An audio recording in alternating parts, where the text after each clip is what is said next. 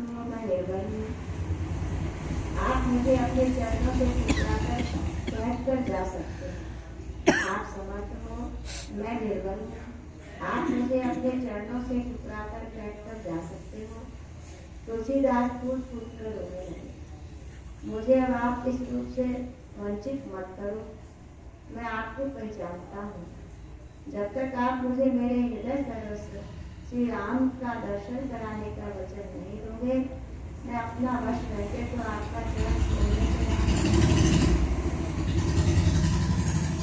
जब तक आप मुझे मेरे हृदय सर्वस्व श्री राम का दर्शन कराने का वचन नहीं दोगे, मैं अपना वश करके तो आपका चरण छोड़ने से रहा। मैं समझ गया इनसे बहाना बनाने से कोई लाभ नहीं।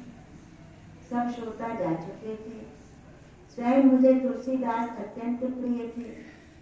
मैंने अपने को प्रकट करके उनको वचन दिया, तुम चित्रकूट चलकर भजन करो।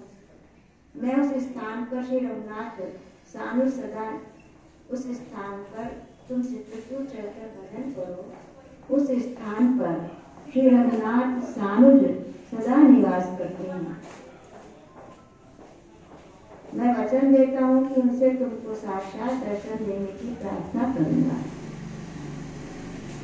मुझे विश्वास है कि मेरी प्रार्थना मेरे स्वामी अवश्य स्वीकार कर लेंगे। मेरे आश्वासन से तुलसीदास संतुष्ट हो गए।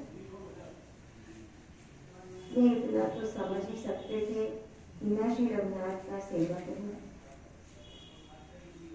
मैं अपने स्वामी से प्रार्थना ही कर सकता हूँ। वे काशी से चित्रकूट पहुंच गए। मंदाकिनी के तट पर यज्ञ देवी ने के नीचे मंदाकिनी के तट पर यज्ञ देवी के नीचे उन्होंने अपनी कुटिया बनाई।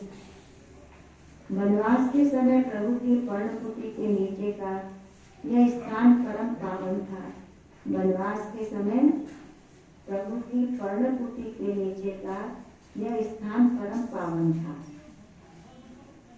मैंने अपने आराध्य से प्रार्थना की तो उन उदास शिरोमणि ने कहा, पवन कुमार, तुम किसी के लिए आवेदन करोगे तो वह सदा स्वीकार होगा। हम तुलसीदास को एक नहीं 2 बार दर्शन देंगे, किंतु वे पहचान लें इसका दायित्व तुम्हारा है।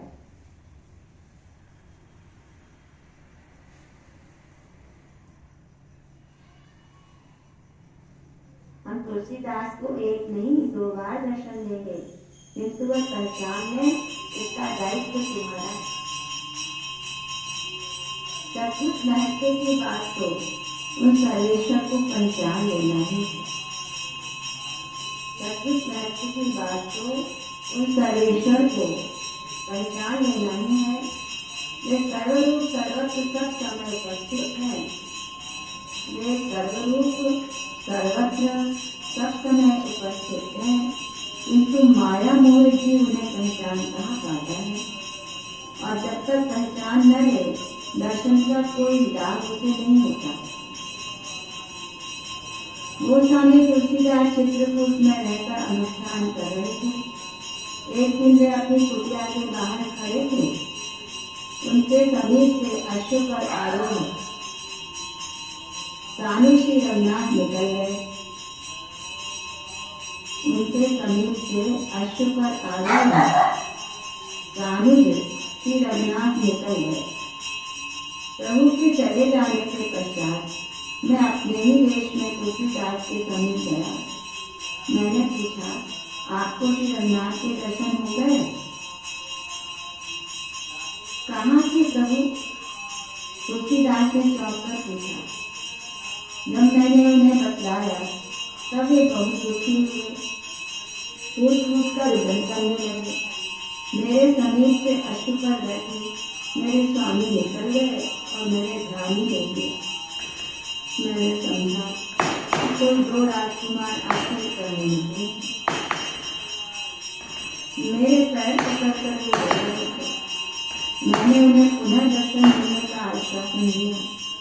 पहचान कराने का दायित्व मेरा था, अतः मैं अधिक सतर्क हो गया। दूसरी बार प्रभु जब पधारे, जब चित्रकूट में पर्व के अवसर पर बहुत अधिक साधु पधारे थे। दूसरी बार प्रभु जब पधारे, जब चित्रकूट में पर्व के अवसर पर बहुत अधिक साधु पधारे थे। महात्माओं के भोजनादि की व्यवस्था श्रद्धालु जनों ने की थी। अकिंचन तुलसीदास साधुओं का सत्कार कैसे करते। उन्होंने सोचा संतों का चंदन लगाकर चरण वंदन कर लूं। संतों को चंदन लगाकर चरण वंदना